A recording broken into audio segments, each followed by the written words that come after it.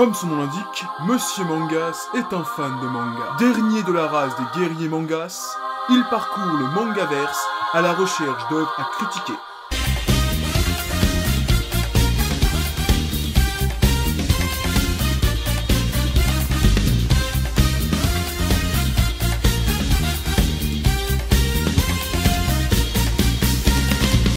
Bonjour tout le monde et bienvenue dans cette nouvelle vidéo. Aujourd'hui, on ne parle pas d'un manga, mais d'un auteur et de toute sa bibliographie. Stop! Quoi? Lieutenant Lupin, le 13e du nom. Et tu viens faire quoi chez moi là, Lupin le 13e? Alors déjà, tu dis vous, et tu dis Lieutenant Lupin, le 13e du nom. Que venez-vous faire ici, Lieutenant Lupin le 13e? J'ai de multiples plaintes dans ce secteur, et bizarrement, vous êtes toujours dans ce secteur, Monsieur Mangas. J'ai l'attaque d'un croiseur Kiku Kiku, et le vol de leur cargaison. Un samouraï tueur de gens, ça ne vous dit rien? Et le jeu d'argent illégal, ça vous parle? Mais ça, ce ne sont que des critiques. Des critiques. Dites-moi en plus. Attendez, je vous montre, vous allez comprendre. Bonjour tout le monde et bienvenue dans cette nouvelle vidéo. Aujourd'hui, on ne parle pas d'un manga, mais d'un auteur et de toute sa bibliographie. Aujourd'hui, on parle de Tetsuya Tsutsui. Pour cette vidéo sur Tetsuya Tsutsui, commençons par le commencement avec une biographie de l'auteur. Tetsuya Tsutsui est depuis enfant un fan de manga. Il a, comme beaucoup d'autres auteurs, appris en recopiant les œuvres des mangas qu'il aimait, ceux qui lui ont donné cette passion pour le manga. Ses œuvres fétiches sont Kinnikuman et Dragon Ball. Mais c'est réellement au collège, vers l'âge de 14-15 ans, qu'il décide de devenir professionnel, à la suite de la mort du dieu des mangas, Osamu Tezuka. Une fois adulte, il a essayé d'approcher des éditeurs, mais n'arrivant pas à percer, il poste ses œuvres sur son site internet. C'est ainsi que sa première œuvre, Dutch Hunt, va faire le buzz et que Kiun, l'éditeur français, va l'approcher. Il éditera ainsi cette œuvre chez l'éditeur francophone, et c'est un peu plus tard que Square Enix va éditer ce manga au Japon. Maintenant que vous connaissez un petit peu le personnage, il est temps de rentrer dans le vif du sujet et d'aborder un à un chacune des œuvres de l'auteur. Et on commence avec la première œuvre de l'auteur, un one-shot commencé en 2004, Dutch Hunt. Résumé, un jeune délinquant se voit plongé dans un jeu mystérieux en ligne, Dutch Hunt. Une seule règle, tous les coups sont permis. À la clé, 100 000 yens pour chaque adversaire abattu. Avec ce premier one-shot, Tetsuya Tsutsui débute avec le thriller urbain. Chose qui, vous le verrez, va être sa marque de fabrique pendant très longtemps. Toute l'histoire de Dutch Hunt tourne autour d'un anti-héros qui est un ancien voyou repenti, qui va replonger dans ses travers en jouant à un jeu urbain, le Dutch Hunt, un équivalent japonais au Fight Club.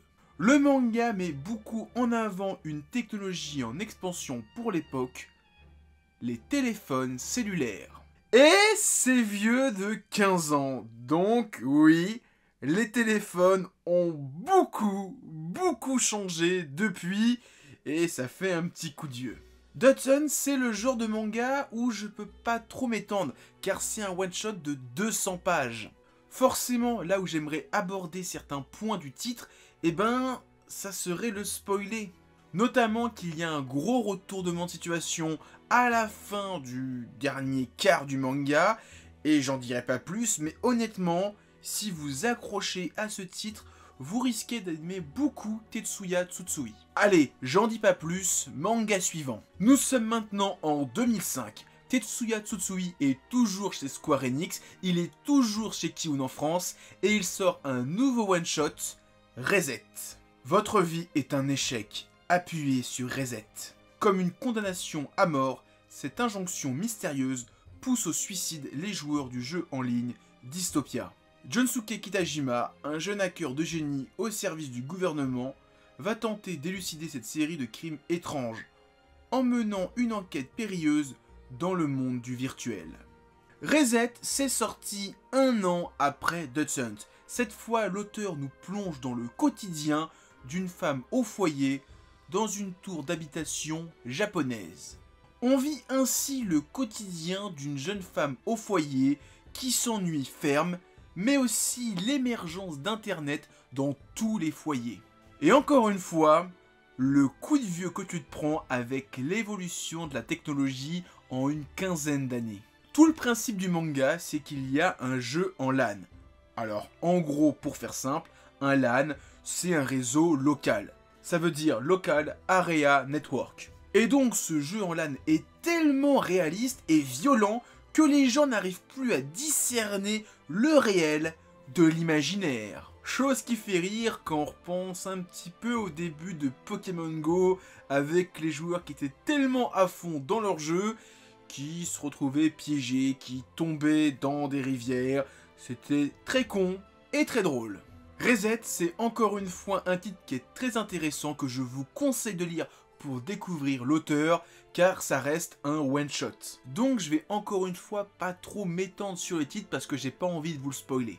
Je ne dirai qu'une chose, dans ce titre, l'auteur introduit le personnage de Jonsuke Kitajima, un personnage qui va devenir récurrent dans les œuvres de l'auteur. Il revient dans 3 de ses œuvres, Reset, Manhole et Prophétie. Ça forme ainsi une sorte de trilogie autour du personnage et c'est très drôle de se dire que peut-être que toutes les œuvres de Tetsuya Tsutsui font partie du même univers, que les personnages de Dutch Hunt peuvent croiser ceux de Reset et des autres œuvres de l'auteur. Et j'aurais aimé que ce soit réel et que ce personnage de Jonsuke Kitajima réapparaisse dans toutes les œuvres de l'auteur, mais malheureusement le personnage est tellement cheaté car il arrive à obtenir des informations tellement secrètes, tellement facilement, que l'auteur l'a avoué dans des interviews.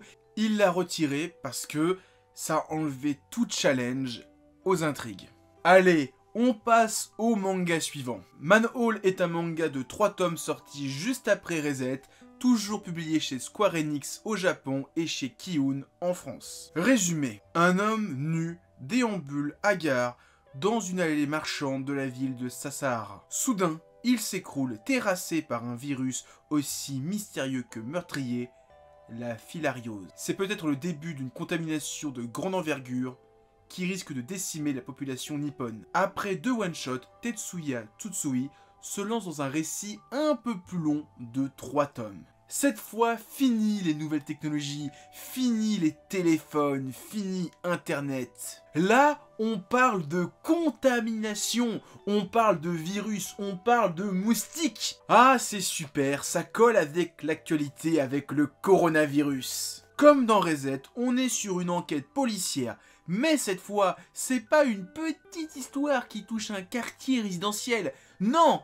Cette fois, c'est une épidémie qui touche une ville entière et qui peut potentiellement toucher tout un pays, voire le reste du monde. Comme le coronavirus. Avec Manhole, Tsutsui récidive sur son titre précédent avec un duo de personnages principaux qui va mener l'enquête autour de ce virus. Un duo que je trouve beaucoup plus attachant que ce qu'on avait dans Reset. Après, je pense aussi que c'est le fait qu'on ait un développement de leur relation sur 3 tomes. Donc il y a plus ce temps de s'apprécier et de se développer que sur 200 pages. Le titre amorce aussi des sujets qui vont devenir récurrents dans les prochaines œuvres de Tsutsui, à savoir la vision du bien et du mal. Car dans ce titre, le virus, la filariose, a pour principal effet d'enlever tout sentiment de méchanceté dans des individus qui sont d'anciens criminels. Mais cette notion du bien et du mal, j'en parlerai un peu plus tard dans la vidéo. Pour finir, avec ce titre, l'auteur prouve bel et bien que c'est un très grand auteur du genre thriller. Mais là où il va réellement marquer les esprits, c'est avec son prochain titre. Prophétie est un manga de 3 tomes commencé en 2012 dans le Jump X de Shueisha. Et en France, c'est toujours Kiun qui l'édite. Résumé, la section de lutte contre la cybercriminalité de Tokyo est sur les dents.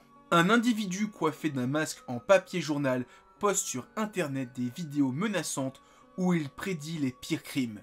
Incendies, agressions, viols. Le problème, dès le lendemain, ces prophéties se réalisent à la une des journaux télévisés. Qui est-il? Comment procède-t-il? Quelles sont ses motivations? Dutch Hunt mettait en avant l'émergence des téléphones cellulaires. Reset était centré sur les réseaux internet. Prophétie lui est axé sur l'arrivée et la montée en puissance des réseaux sociaux. Et alors là, c'est mon petit côté personnel, j'ai découvert l'auteur avec Prophétie. Et il est vrai que quand le manga est arrivé en France, j'allais souvent sur Facebook, Twitter, j'ai discuté avec beaucoup de gens sur les réseaux sociaux. Et c'est vrai que ça faisait sens avec ma vie, à savoir que les réseaux sociaux faisaient vraiment partie de moi, que c'était vraiment une extension de moi. Et ça faisait peur de se dire, waouh, ce qu'il y a dans le manga, si ça arrive, c'est chaud, c'est violent, c'est dur. Et là où le manga est très fort et toujours très juste, contrairement à ces autres mangas qui sont peut-être un peu datés, c'est que les thématiques de Prophétie, eh bien, encore aujourd'hui, en 2020, soit 8 ans plus tard, eh bien, ils sont toujours d'actualité.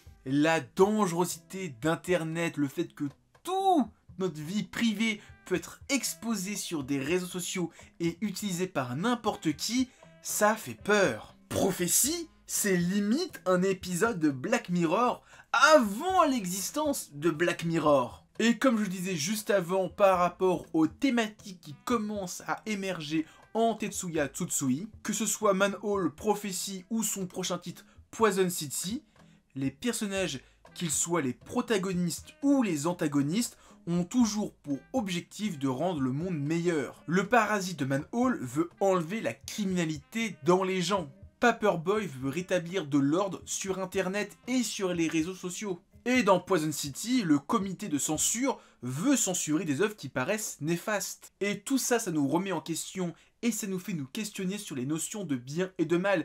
Qui sont les réels méchants des mangas de Tetsuya Tsutsui et qui sont les réels gentils? La frontière de leur moralité est souvent très ambiguë et il n'y a jamais de noir ou de blanc. C'est souvent très gris. Allez, passons au manga suivant. Poison City est un manga en 2 tomes commencé en 2014, publié au Japon dans le Jump X de Shueisha et toujours édité en France par Kiun. Résumé, plongé dans une atmosphère tendue, gangrénée peu à peu par la censure, la ville de Tokyo se prépare à accueillir les Jeux Olympiques de 2020. Au milieu de ce contexte difficile qui n'épargne pas le manga, un jeune auteur voit son titre retiré de la vente. Alors, Poison City est un manga qui est né de la censure de Manhole, dans une préfecture japonaise. Le manga a été écrit suite à la colère qu'a ressenti l'auteur vis-à-vis de cette censure dans son manga.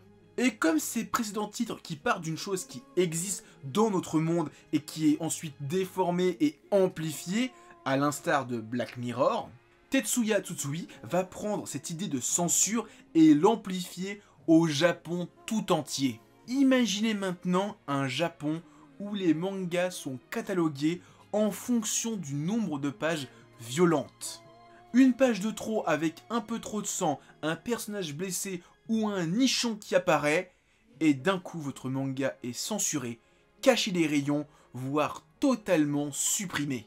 Maintenant, pensez à votre manga préféré et demandez-vous s'il va être supprimé ou non. S'il va être catalogué comme nocif ou non. Ce monde, c'est le monde de Poison City. Et je veux clairement pas d'un monde comme ça. Vous imaginez, rien qu'avec ce que j'ai dit, Berserk, One Piece et tous les mangas qu'on kiffe, ils disparaissent. On aurait des trucs aseptisés, tout nuls et tout chiants. Alors, on pourrait se targuer que ça n'arrivera jamais. La liberté d'expression, tout ça.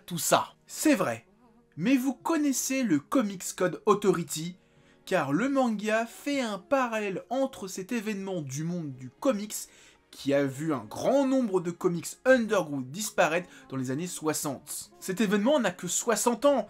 Ça pourrait arriver au monde du manga. Je le souhaite pas du tout, mais ça pourrait arriver. 60 ans, c'est pas si vieux que ça. Déjà que la Zasvika, un symbole religieux qui représente les temples bouddhistes au Japon et qui ressemble un petit peu à la croix gammée nazie, a été retiré des cartes japonaises pour éviter de choquer les touristes pendant la Coupe du Monde et pendant les JO, eh ben, ça c'est qu'un début. Vous imaginez ce qu'il pourrait faire ensuite? Faire disparaître toutes les Dasvika dans les pages d'un manga, et ensuite faire disparaître tous les mangas qui font apparaître des Dasvika. Et enfin, enlever les mangas eux-mêmes. Alors oui, là je suis un petit peu extrême et je vais sûrement un petit peu trop loin. Donc on va se calmer et on va passer au manga suivant. Noise est un manga commencé en 2017 dans le Grand Jump de Shueisha et toujours édité en France par Kiun. Résumé, dans un village que la dépopulation condamne à disparaître, une lueur d'espoir naît. Keita, un agriculteur du coin, a créé une nouvelle espèce de figue qui fait sensation dans tout le Japon grâce à une recommandation d'une star du web. La couverture médiatique et l'économie locale repartent. Mais la paisible bourgade voit son quotidien bouleversé par l'arrivée d'un inconnu à la mine patibulaire, Mutsuo Suzuki. Noise est la dernière série en date de Tetsuya Tsutsui. Avec cette nouvelle série, l'auteur tranche totalement avec les univers urbains qu'il a l'habitude de dépeindre. Il quitte les quartiers tokyoïtes pour la ruralité. Plus exactement, une ville de campagne en pleine désertification, et l'exode rural faisant du mal à ce genre de ville. Et ça, c'est un problème qui n'est pas ethnocentré au Japon, car l'exode rural, ça touche aussi la France et d'autres pays du monde. Mais je vais pas commencer à rentrer dans des cours d'histoire géo, on va peut-être parler du titre. J'avoue que sur les 2 tomes que j'ai lus, sur les 3 que va compter la série, c'est le titre sur lequel Tetsuya Tsutsui prend le plus de risques. Déjà, comme j'ai dit juste avant, il quitte la jungle urbaine de Tokyo pour la campagne, ce qui fait que déjà graphiquement, il renouvelle son catalogue. Pareil pour la technologie, hormis qu'au tout début du titre, on ait une star d'internet qui fasse découvrir les filles de Keita au reste du monde et qui rend la ville dans laquelle vit Keita célèbre, Internet et la nouvelle technologie ne sont pas les sujets de Noise. Comme j'ai dit, avec ce titre, Tetsuya Tsutsui sort réellement de sa zone de confort.